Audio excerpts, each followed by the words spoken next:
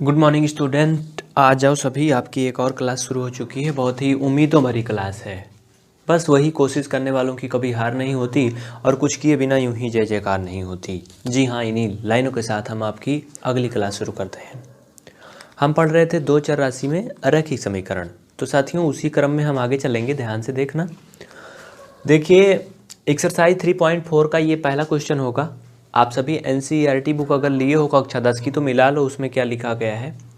पहला क्वेश्चन में है कि निम्न समीकरणों के युग्म को विलोपन विधि तथा प्रतिस्थापन विधि से हल कीजिए और बताइए कि कौन सी विधि उपयुक्त है। क्वेश्चन मिला लो, फिर से बात को सुनो और देखो, दोनों करो। मतलब प्रतिस्थापन और विलोपन विधि से हल करना है और दोनों में से कौन सी विधि अच्छी है। अभी कल वाली क्लास में भी हमने आपको बताया था 3.3 में भी प्रतिस्थापन और विलोपन विधि ना। तो चलिए एक बार फिर से आपको मैं दिखा देता हूँ। सबसे पहले हम करेंगे विलोपन विधि, क्योंकि प्रतिस्थापन तो आप कल देख लियो हो। साथियों, विलोपन विधि में क्या होता है आपको पता है? जैसे नाम से स्पष्ट है, विलोप करना, लोप करना, किसी एक को लोप कर दो। लोप करना मतलब गायब करना। दोनों इक्वेशन को नीचे ऊपर लिखेंगे, x + y = 5 और ये 2x - 3y = 4। ध्यान देना, ये समीकरण 1 है, ये समीकरण 2 है। इन दोनों में क्या करना है? हमें कुछ ऐसा करना है, कुछ ऐसा कर कमाल की आगे, समझ गए ना, कि इसमें से एक गायब हो जाए। मतलब चाहे तो यक्स को दोनों को गुणांक बराबर कर लो, चाहे वाई वाला गुणांक बराबर कर लो। तो देखो, यहाँ पर यक्स का गुणांक 2 है, यहाँ पर यक्स का गुणांक 1 है। अगर हम समीकरण 1 में 2 से गुणा कर दें, समीकरण 1 में 2 से गुणा कर दें तो गुणांक बराबर हो जाएंगे। लिखो यहाँ पर, समीकरण 1 में 2 से गुणा करने पर, क्यों करेंगे अभी बता रहा हूँ, ध्यान देना। समीकरण 1 में जब 2 से गुणा करोगे तो साथियों ये 2x हो जाएगा प्लस ये 2y। क्यों? क्योंकि 2 से इसमें भी होगा, 2 से इसमें भी होगा, 2 से इसमें होगा, तो 2 पंचे 10। और फिर ये समीकरण 2 ऐसे लिख लो, 2x - 3y और फिर = 4। ठीक ना? देखो इधर, 2x - 3y = कितना हो गया? 4। ये दोनों हो गए इक्वेशन। अब हमारा काम बन गया, आपका भी बन गया। आसानी से अब आप इनको कर सकते हो। करना क्या है? बस वही चिन्ह बदल के काट दो। इसीलिए तो गुणा किया गया ना। गुणांक जानते हो कि नहीं? इधर देख लो, जैसे 7x⁵ लिखा है, 9y लिखा है, यहाँ पर y का गुणांक 9 है, x⁵ का गुणांक 7 है। इसको गुणांक बोलते हैं। उसी तरह इसमें देखो, x का गुणांक कुछ नहीं है तो 1 मानते हैं, y का गुणांक कुछ नहीं तो 1 मानते हैं। लेकिन इसमें 2 था ना, तो हमें दोनों को बराबर करना है किसी भी तरह से, चाहे इसका गुणांक बराबर हो जाए चाहे इसका हो जाए। तो इसमें देखो, हमने x का गुणांक बराबर कर लिया, ये देखो गुणा करके हो गया ना बराबर। तो जब ऐसा हो जाए तो बस चिन्ह बदल लेते हैं, घटाते समय इसको घटा लेंगे दोनों समीकरण को, ये कट जाएगा, ये दोनों जुड़ जाएगा, 5y, ये भी चिन्ह बदल जाएगा। देखो घटाते हैं तो सभी चिन्ह बदल जाते हैं, जहाँ प्लस माइनस था प्लस, जहाँ प्लस था माइनस, जहाँ प्लस था माइनस, ये भी घट जाएगा 6। यानी कि अब आप यहाँ कह सकते हो कि y का मान 6/5 आया है। कितना आया है? y का मान 6/5, नोट कर लो, 6/5 लिख लो जल्दी से। अब क्या करेंगे साथियों, ध्यान देना जरा, थोड़ा सा इधर साइड में देखना। अब ये y का जो मान आया ना, इसको रख देंगे अगले समीकरण में, और फिर वहाँ से आपका x का मान आ जाएगा। चलो रख लेते हैं y का मान समीकरण 1 में रखने पर, कहीं भी रख लो, किसी में भी रख सकते हो, कोई दिक्कत नहीं। लिख लो y का मान समीकरण 1 में रखने पर। तो y का मान समीकरण 1 में रखोगे कैसे? ध्यान देना, समीकरण 1 है x + y = कितना है? 5। तो रख लो y का मान 6/5 है, तो x + 6/5 = 5। तो x बराबर निकालोगे जब, तो ये 5 - 6/5। क्यों? क्योंकि 5 पहले से था, ये उधर गया तो माइनस हो गया।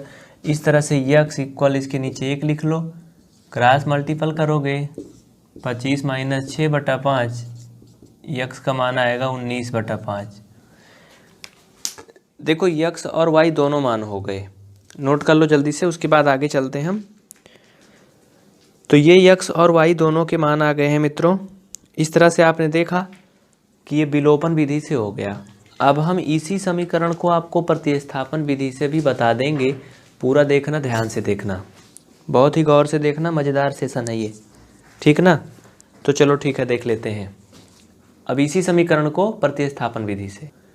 ध्यान देना, प्रतिस्थापन विधि में क्या होता है, बस थोड़ा सा अंतर होता है उसमें इसमें साथियों। उसमें हमें गुणांक को बराबर करके काट देना था, इसमें हमें ऐसा नहीं करना है। 2 इक्वेशन दिए गए हैं, हम क्या करेंगे, पहले इक्वेशन से लेके हल करेंगे। ध्यान देना,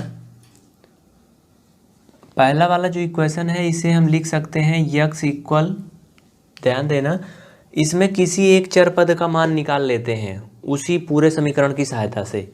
जैसे यक्स को हम एक तरफ कर देंगे, बाकी इसको मैं 5 माइनस वाई लिख सकता हूँ ना, कोई मुसीबत नहीं है ना। तो साथियों इसे आप बना सकते हो समीकरण 3, ये समीकरण 3 हो गया, ये समीकरण 1, ये समीकरण 2। इसको आप दूसरी जगह लिख के अच्छे से बना लेना, मतलब समझना। समीकरण 1 है, समीकरण 2, और समीकरण 1 से हो गया समीकरण 3। अब क्या करते हैं, जो यक्स का देखो एक मान आ गया ना, ठीक ना, ये विलोपन भी प्रतिस्थापन विधि है ना। चलिए अब क्या करेंगे, अब लिखो यक्स का मान समीकरण 2 में रखने पर, क्योंकि हमने 1 से निकाला है तो समीकरण 2 लिख लो। 2x माइनस 3y बराबर 4 है, यही है ना। तो चलो रख लेते हैं साथियों, 5 माइनस वाई है ना, तो ये हो जाएगा 2 × 5 माइनस वाई माइनस का 3y बराबर 4। हल कर लो, ये 10 हो जाएगा माइनस 2y माइनस का 3y बराबर 4। ध्यान देना और आगे बढ़ते चलना ऐसे, ठीक ना। 10 माइनस 2y और माइनस का 3y बराबर 4। अब देखो साथियों ये दोनों माइनस माइनस है ना, माइनस माइनस जुड़ जाएगा, यानी कि ये हो जाएगा माइनस का 3 तो जुड़ेगा तो 5 ही तो होगा, 6 कहाँ से होगा। कितना हो जाएगा 5y, यानी कि माइनस का 5y इक्वल कितना हो जाएगा। देखो ये 4 है और ये 6 उधर जाएगा तो माइनस हो जाएगा, तो यार सिंपल सी बात है, ये 4 माइनस 10 है ना, ये 10 उधर गया माइनस हो गया। तो ये 3 2 5, यानी कि y का अगर वैल्यू निकालोगे तो ये माइनस का 6/5। देखो y का मान फाइनल में आ गया, कंप्लीट हो गया ना। अब साथियों ये जो y का मान है आप इसे किसी समीकरण में रख सकते हो। देखो ये बह जा रहा है, थोड़ा सा ज़्यादा सही हो गया है, तो ये माइनस में है, समझना बस, ठीक ना। तो चलिए रख देते हैं y का मान, ये माइनस है याद रखना, भूलना मत। y का मान रख देंगे समीकरण नंबर 2 में रख लेते हैं, चाहे 1 में रख लेंगे, 1 में आसान रहेगा, किसी में भी रख सकते हो, कोई दिक्कत नहीं है। चलिए इधर नहीं दिखेगा तो बताना, अभी कैमरा घुमा देंगे। y का मान समीकरण 1 में रखने पर लिख लो ऊपर, y का मान समीकरण 1 में रखने पर तो यक्स धन y बराबर 5 है। y का मान रख लो, माइनस का 6/5 आएगा। देखो ये घटेगा तो माइनस का 6 आएगा, ये माइनस का 5 है ना यार, इधर जाएगा तो ये भी माइनस होगा, मतलब ये कुल मिला के प्लस है, तो प्लस ये 6/5 बराबर 5। तो साथियों ये हो जाएगा यक्स बराबर 5 माइनस 6/5, तो यक्स बराबर ये 25 माइनस 6।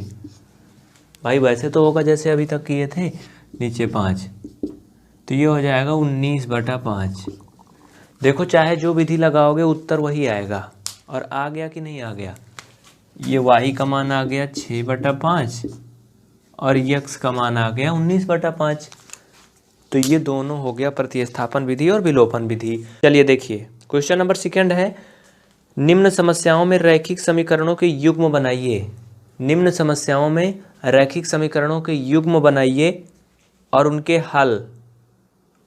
हल यदि उनका अस्तित्व है तो ज्ञात कीजिए। कहने का मतलब है कि रैखिक समीकरणों का युग्म बनाइए, अगर उसका अस्तित्व है, जो बात उसमें कही गई है, तो उनके हल भी ज्ञात कीजिए।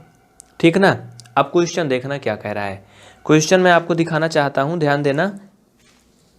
बुक लेके बैठिए, नहीं तो मैं बोल रहा हूं आप लिखते जाइए। देखो मैं बोल रहा हूं ना मुंह से बार बार। क्वेश्चन नंबर इसमें का पहला देखना, ये तो एक मुख्य हेडिंग थी। कह रहा कि यदि हम अंश में एक जोड़ दें तथा हर में से एक घटा दें तो भिन्न में क्या होता है, एक में बदल जाती है। और यदि हर में एक जोड़ दें तो यह भिन्न 1/2 में बदल जाती है। तो वह भिन्न ज्ञात कीजिए, कौन सी भिन्न है। बात समझ में आई ना। देखना, अब मैं इसको फाइनल कर देना चाहता हूँ, ध्यान देना। ये क्वेश्चन तो मैं अभी करवाऊंगा बाद में, दूसरा है ये। पहले वाले की मैं बात कर रहा था ना। तो पहले आप मानोगे माना भिन्न बराबर x/y, सॉरी हाँ, मतलब x/y ये तो भिन्न हो जाएगी, लेकिन अभी ऐसे नहीं होगा। ये तो आप बाद में करोगे। सबसे पहले स्टार्टिंग में क्या करोगे, आप सबसे पहले मानोगे। जैसे कि इसमें कह रहा है कि यदि अंश में एक जोड़ दें और हर में एक घटा दें तो एक में बदल जाती है। तो पहले आप अंश और हर मानोगे। लिखो, माना भिन्न का अंश बराबर x और हर बराबर क्या मानोगे, y। ठीक, ये तो मान लोगे, अंश मान लोगे, हर मान लोगे। अतः भिन्न बराबर क्या हो जाएगी, x/y हो जाएगी। बात समझ में आई, कर लेना जल्दी से। और आगे सुनो, कह रहा कि यदि उसके हर में एक जोड़ दें, यही तो कह रहा ना, और अंश में भी एक जोड़ दें तो एक में बदल जाती है। प्रश्नानुसार x/y दोनों में एक जोड़ो, यही कह रहा है ना। ये बराबर क्या हो जाएगा, 1। ये समीकरण 1 हो जाएगा, समीकरण 1। दूसरा क्या कहता है कि यदि हर में एक जोड़ दें तो 1/2 हो जाती है। लिखना दूसरी शर्त के अनुसार। दूसरी शर्त के अनुसार x/y + 1 इक्वल क्या होती है, 1/2। ये समीकरण 2 हो गया। इन दोनों समीकरणों को हल कर लेना, प्रतिस्थापन या विलोपन, चाहे जो भी विधि आपको समझ में आए। आपका आंसर आपके सामने है। तो चलिए, जो क्वेश्चन थोड़ा अटपटा सा है मैं उसको देखता हूँ। आपके सामने है, क्वेश्चन पढ़ लो जल्दी से, ठीक ना। और जितना मैंने हिंट्स दिया, समीकरण बना लोगे तो आप इसको कर लोगे, इसमें कुछ नहीं है। परीक्षा नज़दीक है, जितना पढ़ाया जाए उसको नोट करते जाइए और दिमाग लगा के पढ़िए। 5 वर्ष पूर्व नूरी की आयु सोनू की आयु की 3 गुनी थी, 5 से 5 वर्ष पहले। तो कह रहा कि 10 वर्ष बाद नूरी की आयु सोनू की आयु की 2 गुनी हो जाएगी।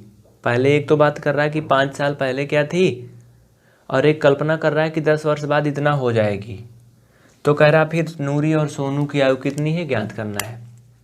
चलिए लिखो हल। इसमें आप मानोगे, माना नूरी की वर्तमान आयु, क्या लिखोगे, वर्तमान आयु।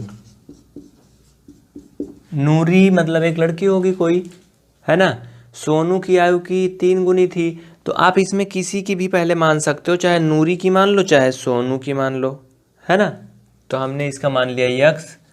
अब माना सोनू की वर्तमान आयु बराबर, माना सोनू की वर्तमान आयु बराबर y वर्ष। तो ये तो सब इनकी वर्तमान की बात हो गई। कह रहा था कि 3 गुनी थी, वो तो कब थी, 5 वर्ष पूर्व। भाई 5 साल पहले 3 गुनी थी, लेकिन 5 वर्ष पहले थी कितना। अगर आज जो है वर्तमान में x है तो 5 साल पहले कितने साल की थी। अब लिखो, नीचे लिखो, प्रश्नानुसार या फिर स्थिति नंबर फर्स्ट, स्थिति पहली के अकॉर्डिंग लिखो। क्या करना है, अब ये तो आज की आयु मैंने माना है, आज की में निकालना है, लेकिन हम क्वेश्चन के अकॉर्डिंग चलेंगे। कह रहा कि 5 वर्ष पहले कुछ ऐसा था, कंडीशन पहले देखो। तो लिखो 5 वर्ष पूर्व, 5 वर्ष पूर्व नूरी की आयु बराबर x - 5 वर्ष। जो मैं बोल रहा हूँ पूरा लिखना, मैं लिख नहीं रहा हूँ, ठीक ना। 5 वर्ष पूर्व नूरी की आयु बराबर, फिर अगली लाइन में लिखो 5 वर्ष पूर्व सोनू की आयु बराबर y माइनस 5 वर्ष। ठीक, इतना हो गया, नोट करते जाओ फटाफट। हो गया ना, बहुत अच्छे। चलिए अच्छे बच्चे, तो ये पहली स्थिति में हो गया साथियों। अब लिखो प्रश्नानुसार। प्रश्नानुसार क्या कह रहा है, देखो क्वेश्चन नहीं लिखे हो ना तो इसको लिख लेना अभी फट से। और हाँ, क्वेश्चन नोट करके तब हल किया करिए। और जो मैं क्वेश्चन नहीं लिखता हूँ कभी कभी, तो आपके पास बुक तो होती ही है, अगर बुक नहीं होगी तो कमेंट करना, सब क्वेश्चन हम लिख देंगे। और दूसरी बात ये है कि बुक नहीं है तब भी आप सुन के तो लिख सकते हो, मैं बोलता हूँ ना इमला जैसे। अब आपको हिंदी लिखना तो आता ही होगा, हिंदी लिखना आता है ना। चलिए प्रश्नानुसार क्या कह रहा है, एक बार फिर से क्वेश्चन सुन लो। कह रहा कि 5 वर्ष पूर्व नूरी की आयु सोनू की आयु की 3 गुनी थी, है ना, यही तो कह रहा था ना। तो लिखिए, नूरी की आयु कितना माना था मैंने, यक्स माना था, सोनू की वायु माना था, क्या माना था, वाई माना था ना। तो लिखो प्रश्नानुसार नूरी की आयु सोनू की आयु की, देखो जिसके नाम के बाद की लगेगा उसी में गुणा करोगे। तो साथियों x minus y, x minus y नहीं यार, यक्स माइनस 5 था। कितना था, यक्स माइनस 5। ओके, और ये वाई माइनस 5, यही था ना। 3 गुनी बोल रहा था कि 5 गुनी, 3 गुनी ना, ठीक है बहुत अच्छे। कह रहा था कि 3 गुनी थी, किसकी आयु की, सोनू की आयु की। तो आप सोनू वाले में 3 से गुणा करोगे, किस में करोगे, सोनू की आयु में 3 से गुणा करोगे। देखो अगर आपके बुक में 5 गुनी दिया है तो आप 5 से गुणा करोगे, जो भी दिया वही करोगे। साथियों इसको हल करोगे, एक समीकरण बन जाएगा, उसके बाद दूसरी कंडीशन पे चले जाओगे। तो चलिए इसको हल कर लेते हैं। यक्स माइनस 5 इक्वल ये 3y माइनस का 15, तो x minus 3y equal minus का 15 और धन का ये 5 जो कि उधर जाएगा। तो यक्स माइनस 3y इक्वल ये माइनस का 10 आएगा। ये समीकरण 1 बन गया। क्या बन गया, समीकरण नंबर 1। नोट कर लो जल्दी से, ठीक ना। चलिए अब हम चलते हैं दूसरी शर्त के अकॉर्डिंग। देखो बहुत ही विस्तृत मैं बता रहा हूँ। अब नीचे लिखो दूसरी शर्त के अनुसार। दूसरी शर्त क्या है क्वेश्चन में, देखो एक बार फिर से, एक लाइन हल करो, फिर एक बार क्वेश्चन पढ़ो, फिर हल करो, फिर एक बार क्वेश्चन पढ़ो। दूसरी शर्त में कह रहा था कि 10 वर्ष बाद नूरी की आयु सोनू की आयु की 2 गुनी हो जाएगी। तो भाई पहले 10 वर्ष बाद ये कितने साल के होंगे ये तो लिखेंगे। लिखो 10 वर्ष बाद नूरी की आयु बराबर यक्स प्लस 10 वर्ष।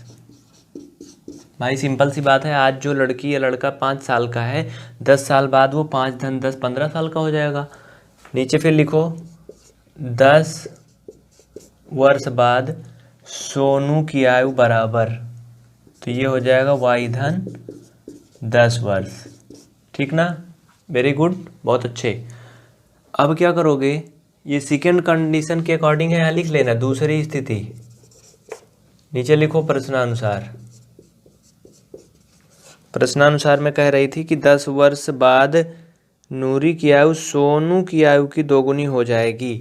सोनू की आयु की, जिसके नाम के बाद की लगेगा उसी में गुणा करोगे। ये बात बहुत ही इंपॉर्टेंट है, याद रखना।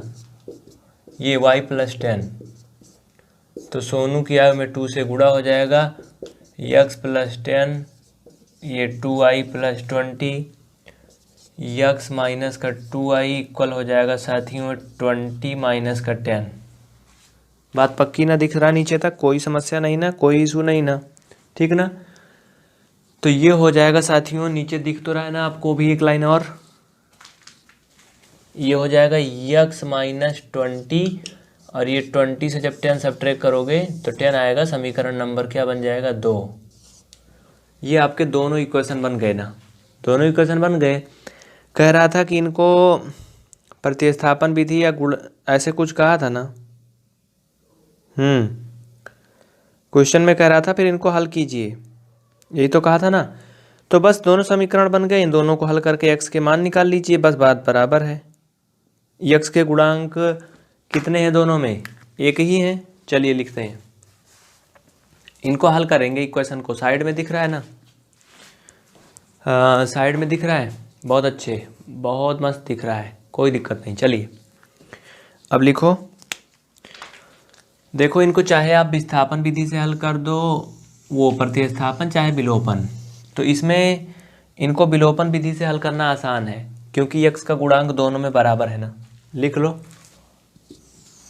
दोनों में x के गुणांक बराबर है। पहला है x माइनस 3y बराबर का 10, माइनस का 10 है। दूसरा है x माइनस, ये साथियों क्या हो जाएगा यार, ये 2y ना, 2y, हाँ x माइनस 2y बराबर का कितना, 10। बस हल कर लो, दोनों गुणांक देखो x के बराबर है, सिंपल सी बात है। इसको हम क्या कर रहे हैं, इसको हम विलोपन विधि से हल कर रहे हैं। घटा लेंगे, घटाओगे चिन्ह बदल जाएगा, ये कट जाएगा, ये प्लस माइनस घटेगा, माइनस का y आएगा, इक्वल ये माइनस माइनस जुड़ेगा, माइनस का 20 आएगा। तो y इक्वल दोनों तरफ माइनस है, इसलिए y का मान क्या आएगा, प्लस 20 आएगा। ये हो गया y का मान 20। नोट कर लो जल्दी से, जिनको नोट करना है फटाफट नोट कर लो यार। 10 आएगा कि 20 आएगा, क्या आएगा? चलो ठीक है, कोई दिक्कत नहीं, नो प्रॉब्लम, क्योंकि क्वेश्चन ही अलग था बुक का। चलिए तो ये हो गया। अब ये y का मान आप किसी भी समीकरण में रख दो, x का मान निकाल लो। लिख लो y का मान समीकरण 1 में रखने पर, y का मान समीकरण 1 में रख दो। समीकरण 1 है x माइनस 3y बराबर माइनस 10, y का मान 20 आया है। x माइनस 3 गुणे 20 माइनस का 10, तो x माइनस 20 यानी 60 माइनस का 10, तो x बराबर माइनस का 10 और प्लस का 60, तो x बराबर आ जाएगा 50। तो साथियों इस तरह से आ गया। नूरी 50 साल की थी और सोनू 20 साल का था। बात समझ में आई ना? नीचे लिख लेना एक लाइन और, अतः नूरी की आयु x बराबर 50 वर्ष तथा सोनू की आयु y बराबर 20 वर्ष। देखो कितना अच्छा हो गया ना, सब आ गया फटाफट। नोट कर लो और तुरंत लिख लो। तीसरा पार्ट और चौथा पार्ट आप होमवर्क करेंगे और हम देखेंगे क्वेश्चन सेकंड का 5वां पार्ट। 5वां पार्ट बड़ा अजीब सा है, लेकिन आसान भाषा में समझ लीजिए। ध्यान से सुनना। कक्षा 10 की NCERT गणित है, एक्सरसाइज 3.3 खोल लीजिए किताब और देखिए। क्वेश्चन सुनना। दूसरा का 5वां भाग है। कह रहा कि किराए पर पुस्तक देने वाले किसी पुस्तकालय ने ये नियम लगा रखा है। देखो मैं एक अपनी तरफ से थोड़ा बना के बता रहा हूँ। एक्चुअली क्वेश्चन देखना बुक में क्या है। किराए पर पुस्तक देने वाले किसी पुस्तकालय का प्रथम 3 दिनों का किराया एक नियत किराया है, मतलब एक निश्चित किराया है कि 3 दिन में आपको इतना किराया देना पड़ेगा। ठीक, आगे कह रहा उसके बाद प्रत्येक अतिरिक्त दिन का अलग किराया है। तो फिर आगे क्या होता, पहले मतलब समझ लेना इतना। कहने का ये मतलब है कि मान लेते हैं पुस्तकालय का प्रथम 3 दिन का 30 रुपया है। अगर 3 दिन से ज़्यादा कोई किताब रखता है तो फिर हर दिन के हिसाब से 5-5 रुपये लगेगा एक्स्ट्रा, बाकी वो तो 10-10 रुपये लगेगा ही। ठीक ना, ये मतलब है। आगे कह रहा है कि सरिता ने 7 दिनों तक एक पुस्तक रखने के लिए 27 रुपये अदा किए। भाई 3 दिन के लिए उसने किराया लगाया था, तो सरिता ने 7 दिन तक पुस्तक रखी रही, इसका मतलब 4 दिन और ज़्यादा रखी थी वो। तो ये सब करने के लिए उसने 27 रुपया अदा किए। और इसके अलावा सुशी ने एक पुस्तक को 5 दिन रखने के लिए 21 रुपये अदा किए। तो फिर कह रहा है कि बताओ कि नियत किराया और अतिरिक्त किराया कितना है। चलिए बहुत आसान है, मान लेते हैं इसको हम। लिखिए, माना नियत किराया बराबर x रुपया,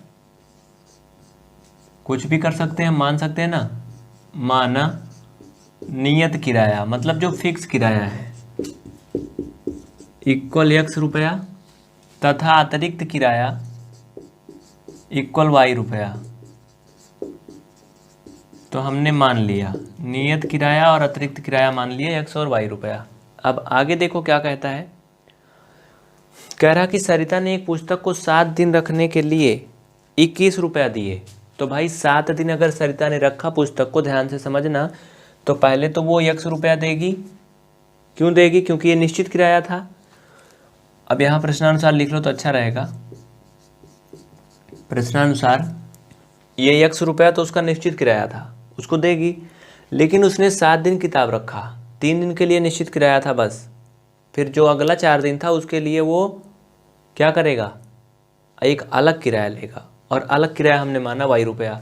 तो 7 दिन के लिए रखेगी अगर, तो 7 दिन का फिर क्या होगा? ऐसा नहीं कि 4 दिन का अतिरिक्त किराया पड़ेगा, 7 दिन का फिर अतिरिक्त किराया पड़ेगा जो लागू होगा।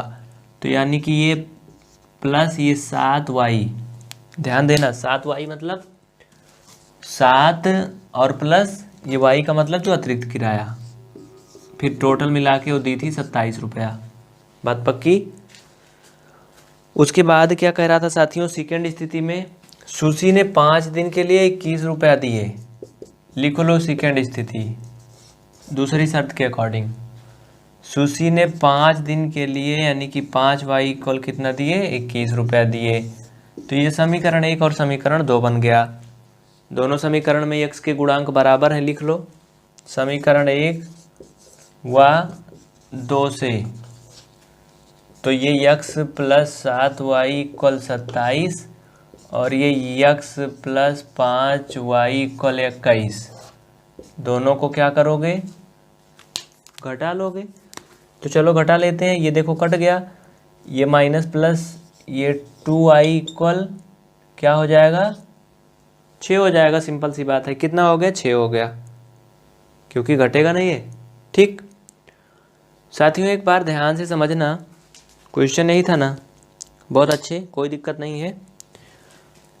लेकिन एक बार यहाँ पर आप ये देखो कि यहाँ पर 5y है ना, 5 ही दिन के लिए तो रखी थी ना वो पुस्तक। हाँ, 5 ही दिन के लिए रख रही थी। तो ये घटेगा कि जुड़ेगा? घटेगा। ठीक है, बहुत अच्छे, कोई दिक्कत नहीं। अब यहाँ से y का मान निकालोगे 3 आएगा। सिंपल सी बात है, y का मान निकाल लेना, 3 आएगा। यानी कि वो अतिरिक्त किराया कितना लेता था? पुस्तकालय 3 रुपया हर दिन के हिसाब से लेता था।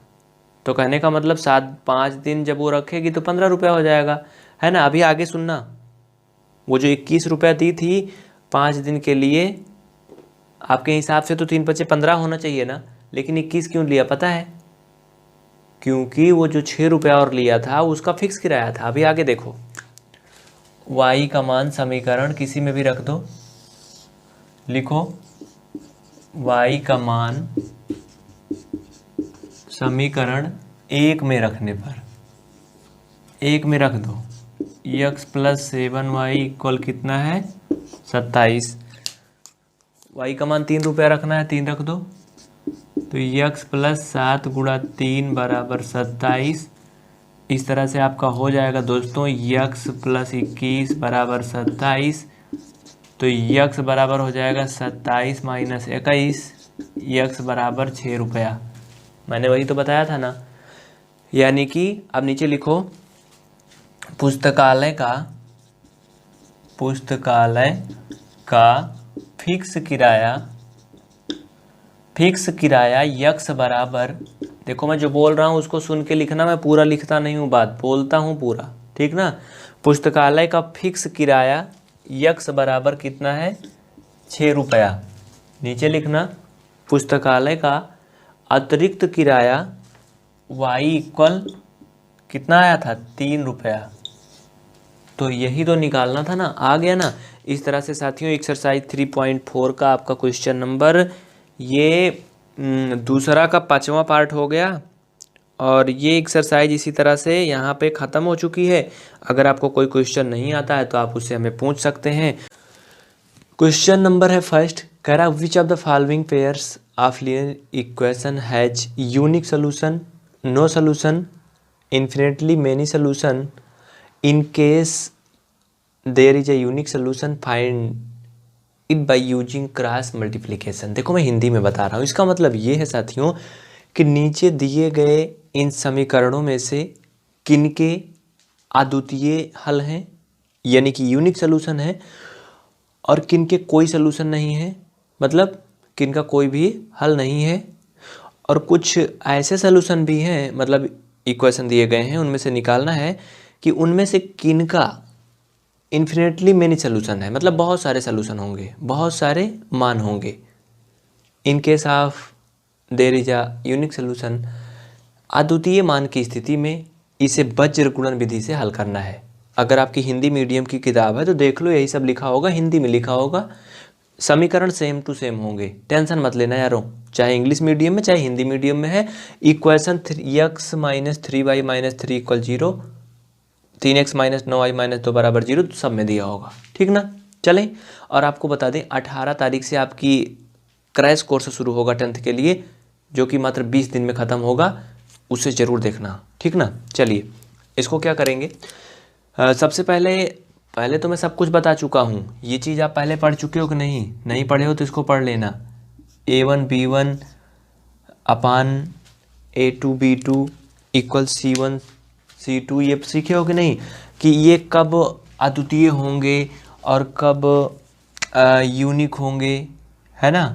a1 b1 a2 b2 और ये c1 c2 कब इनके मान जो है रेखाएं समांतर होंगी, कब प्रतिच्छेदित करेंगी, ये सब मैंने पिछली क्लास में पढ़ा दिया। नहीं देखा है तो क्लास नंबर जो है ये 9वीं है ना, 7वीं और 8वीं देख लेना।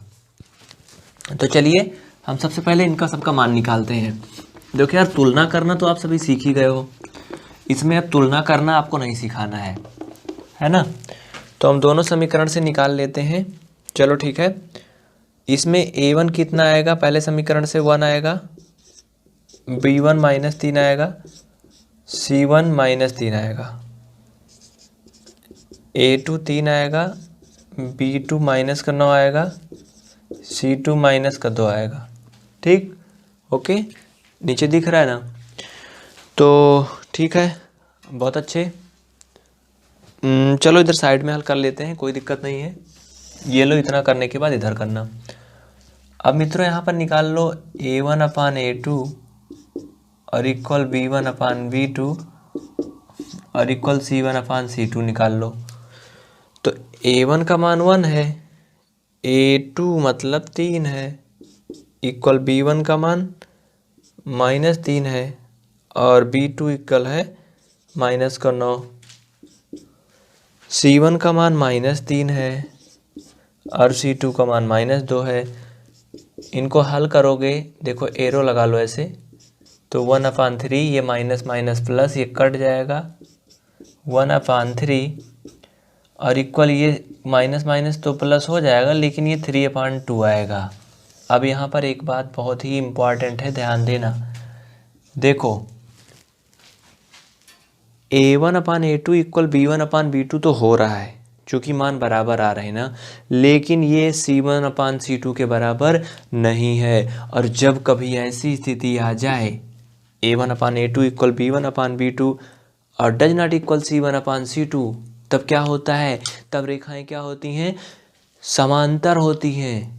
क्या होती हैं, समांतर होती हैं, और ऐसी स्थिति में वो एक दूसरे को कहीं भी प्रतिच्छेदित नहीं करेंगी, और फिर इस तरह से इसका कोई भी सलूशन नहीं होगा। इसको इंग्लिश में कैसे लिखोगे मैं वो भी बता दे रहा हूँ, आप सभी को लिख लो फटाफट, जिनको इंग्लिश में लिखना है इंग्लिश वाला भी मैं आपको बता दे रहा हूँ, नोट कर लो फटाफट जल्दी से। इंग्लिश में इसको बोलोगे, नोट करो, Therefore, the given sets of lines are parallel to each other.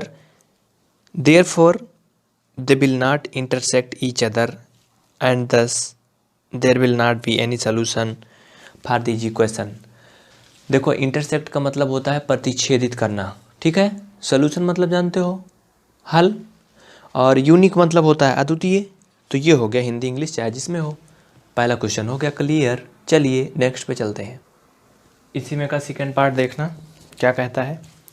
Equation दिया होगा आपकी बुक में, देखो ये पहला क्वेश्चन का दूसरा पार्ट, 2x + y = 5 और 3x + 2y = 8 दिया है ना। इसमें भी वैसे कर लो। इसकी जब कंपेयर करोगे तो A1 इक्वल 2 हो जाएगा और B1 इक्वल 1 हो जाएगा और C1 इक्वल इधर ले आओगे तो -5 हो जाएगा।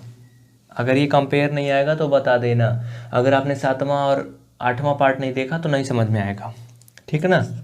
यहाँ से A2 बराबर निकालोगे तो 3 आएगा, B2 बराबर 2 आएगा और C2 इक्वल -8 आएगा।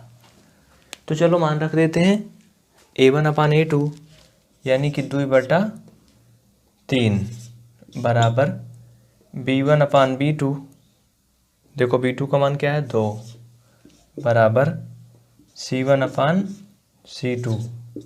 ध्यान देना यहाँ पर ये कोई भी मान एक दूसरे की किसी के भी बराबर नहीं है, ज़रा गौर से समझना। और आप सभी कंडीशन जानते हो कि जब A1 upon A2 does not equal B1 upon B2, जब ये स्थिति बनती है तो ये रेखाएं एक दूसरे को प्रतिच्छेदित करती हैं, है ना। और जब प्रतिच्छेदित करती हैं तो क्या होगा, तब फिर यूनिक सोल्यूशन होगा। सिंपल सी बात है। तो लिख लो इसको इंग्लिश में कैसे लिखेंगे, मैं बोल दे रहा हूँ इंग्लिश में लिख लो। लिखिए, इतना आ गया ना।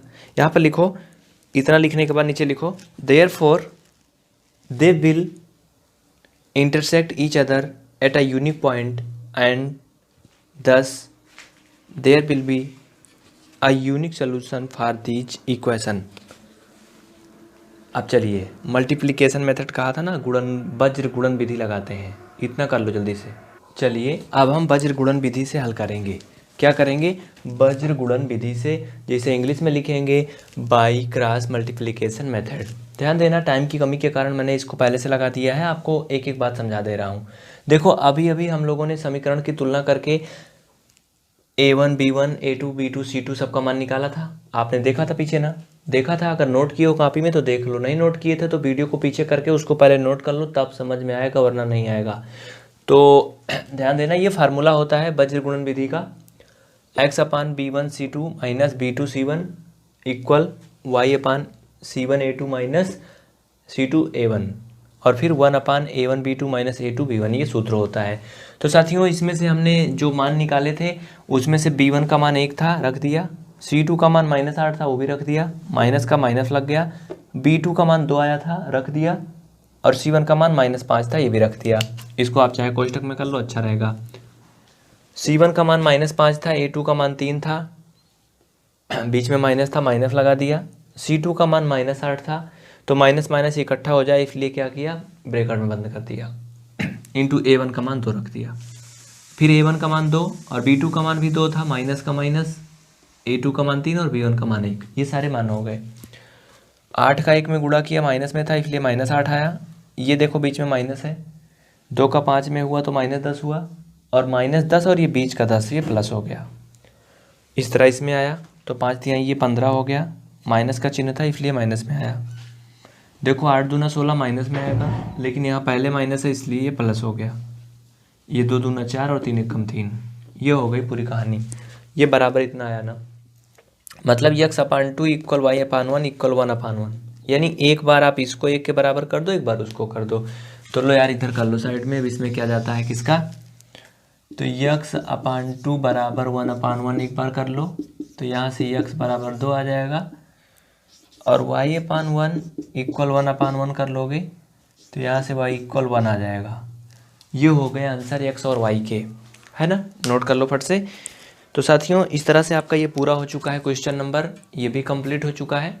अगर आपके मन में कोई सवाल है तो आप पूछ सकते हो, स्क्रीनशॉट ले लीजिए आप इसका, जिससे कि आपको समझ में आ जाए, ठीक ना। तो ये जो मैंने घेर दिया ये आंसर नहीं था, ये भी याद रखना।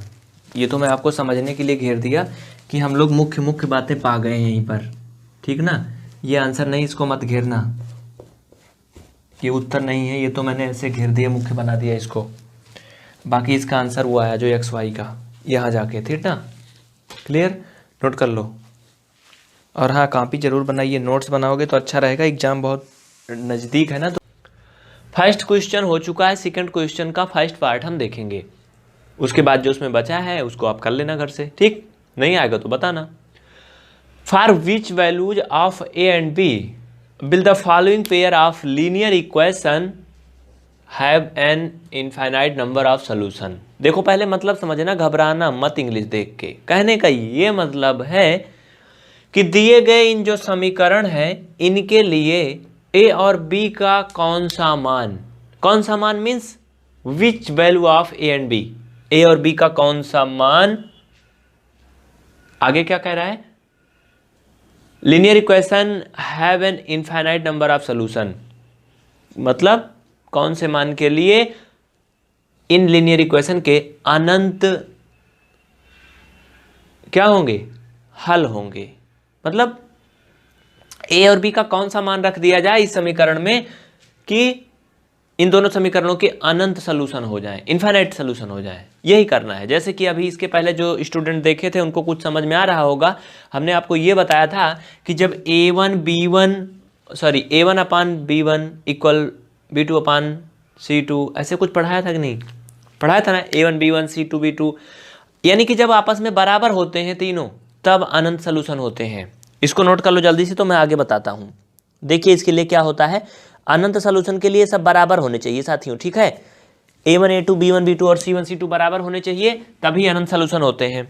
तो हम बराबर करके आपको दिखा देते हैं। ये देखो, इधर देखना पहले, ये एक इक्वेशन है, पहला है, ये दूसरा है, याद रखना। जैसे उधर कंपेयर करते थे वैसे करोगे। तो यहाँ पर निकालोगे साथियों, यहाँ से a1, तो a1 बराबर 2 है, b1 निकालो इसमें से, b1 इसमें से 3 है, क्या है 3 है, याद रखना, भूलना मत बिल्कुल। b1 क्या है 3 है, c1 क्या है, देखो ये है ना माइनस का 7 होगा, चूंकि उधर है बराबर के इधर आएगा तो माइनस हो जाएगा। इसमें चलोगे तो क्या होगा आगे, गौर फरमाना थोड़ा, यक्स है, और यानी कि ये a2 की जगह पे क्या है a माइनस बी, और ये b2 की जगह पे क्या है a प्लस बी, ओके ठीक। और c2 की जगह पर क्या है, ये पूरा जितना परपंच है ना इधर साइड, ये सब c2 की जगह पर है, इधर आएगा तो माइनस में हो जाएगा। यानी कि ये माइनस में 3a धन b माइनस का 2, क्या लिखा मैंने 3a प्लस बी माइनस का 2, ये है c2 का मान। यानी ये सब आ गए ना, ओके बहुत अच्छे। अब हम क्या करेंगे, जो इधर पीछे करते आए वही सब करेंगे, a1 b1 a2 b2 c1 c2 निकालेंगे। देखना, चलिए a1 अपान a2 इक्वल b1 अपान b2 इक्वल क्या है c1 अपान c2, ये होने चाहिए, लेकिन इसको हम बाद में लिखेंगे, पहले मान तो रख लेते हैं, नहीं तो हमें तो अभी मालूम भी नहीं है, पता भी तो नहीं ना क्या आया। चलो a1 का मान a माइनस बी, और a2 यानी a2 कहाँ है भाई, ओ a1 2 है, a2 a माइनस बी है, यही सब तो ध्यान रखना है यार, ठीक ना, यही सब ध्यान रखना है। a1 2 है, a2 a माइनस बी है, ये हो गया a1 अपान a2। अब b1 अपान b2 निकालो, तो b1 3 है, चलिए b1 क्या है 3 है, अपान b2 यानी कि b2 की वैल्यू a प्लस बी, तो a plus b, c1 upon c2, c1 का मान देखो यहाँ से -7 है, और c2 का मान ये पूरा जंजाल है, तो -7, और ये पूरा जंजाल में क्या है 3a प्लस बी। इसको थोड़ा बड़ा सा मैं लिख देता हूँ, आप साथ साथ में नोट करते चलना, क्योंकि मैं हिलता डोलता रहता हूँ, है ना। तो ये 3a प्लस बी माइनस का 7, देखो ये पूरी कहानी हो गई।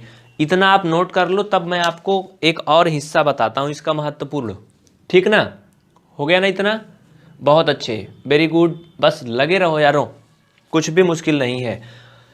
हाँ, इसके बाद क्या कहा है, अब सवाल पे चलेंगे। अभी तक तो हम नॉर्मल कंडीशन में थे। कह रहा था कि which value of A and b will the following pair of linear equation have an infinite number of solution, मतलब ए और बी के किस मान के लिए, ए और बी के किस मान के लिए इन दोनों समीकरणों के अनंत हल होंगे, अनंत सोल्यूशन होंगे।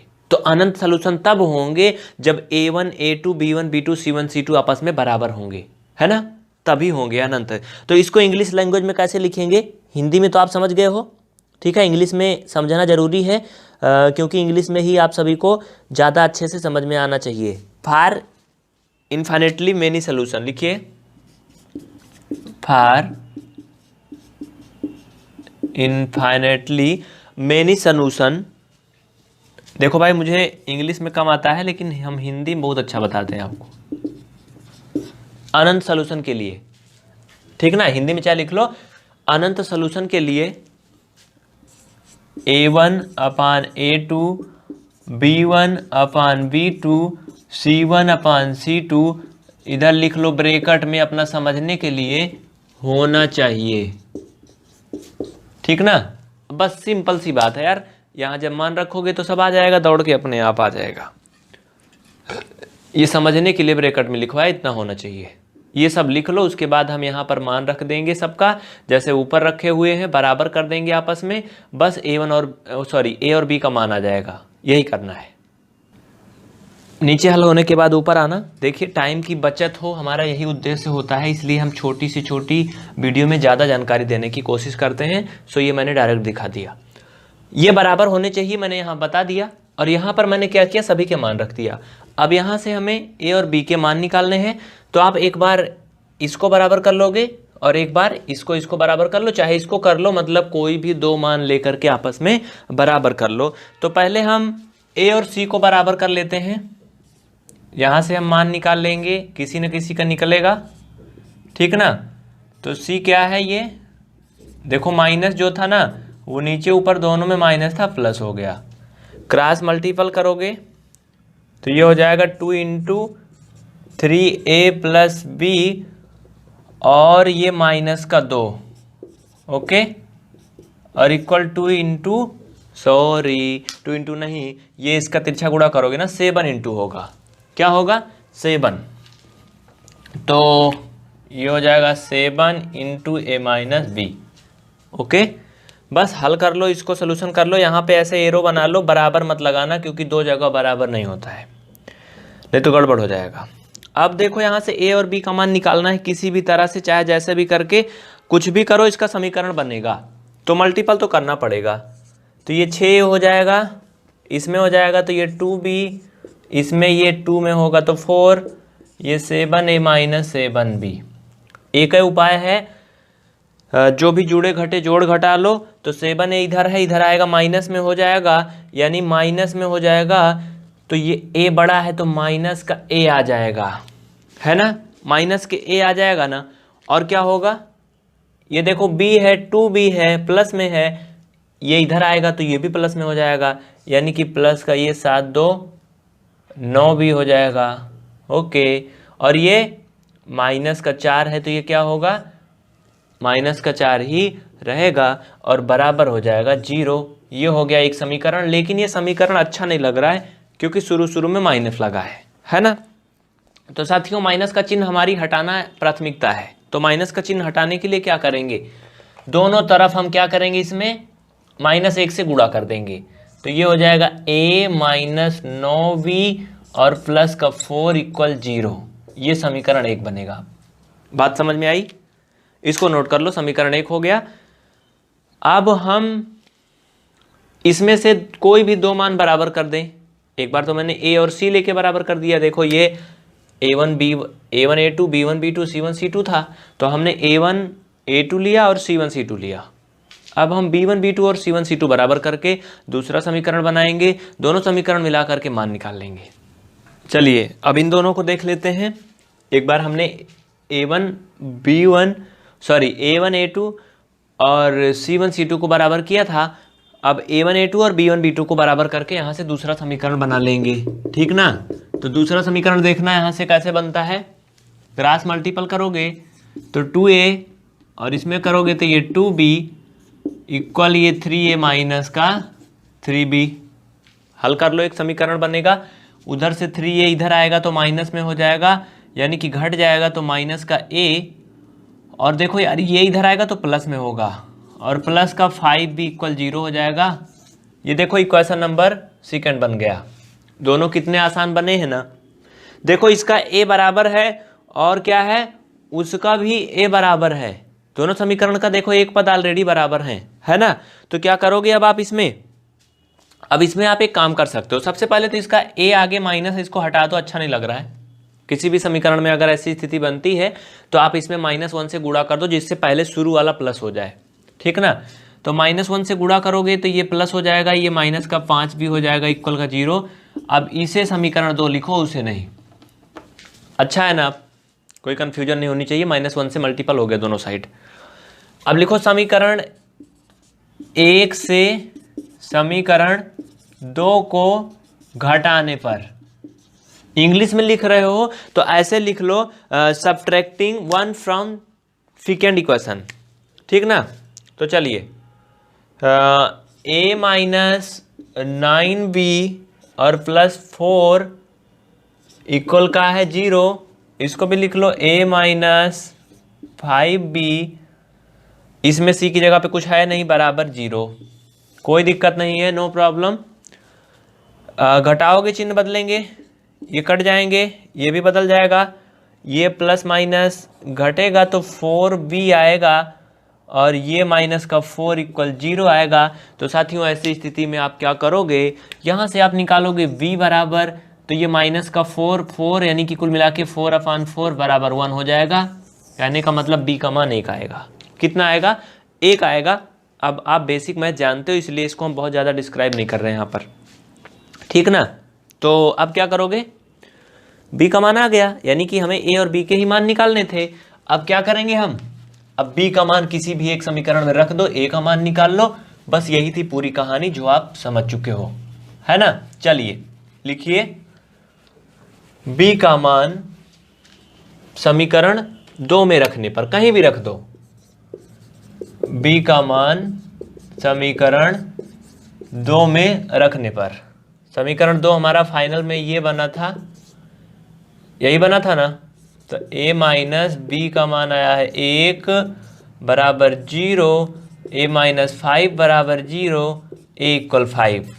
अब आप लिख सकते हो, अतः a बराबर 5 और b बराबर 1 के लिए इन समीकरण के अनंत हल होंगे, ठीक ना। लिख लेना, a बराबर 5 और b बराबर 1 के लिए इन समीकरण के अनंत हल होंगे।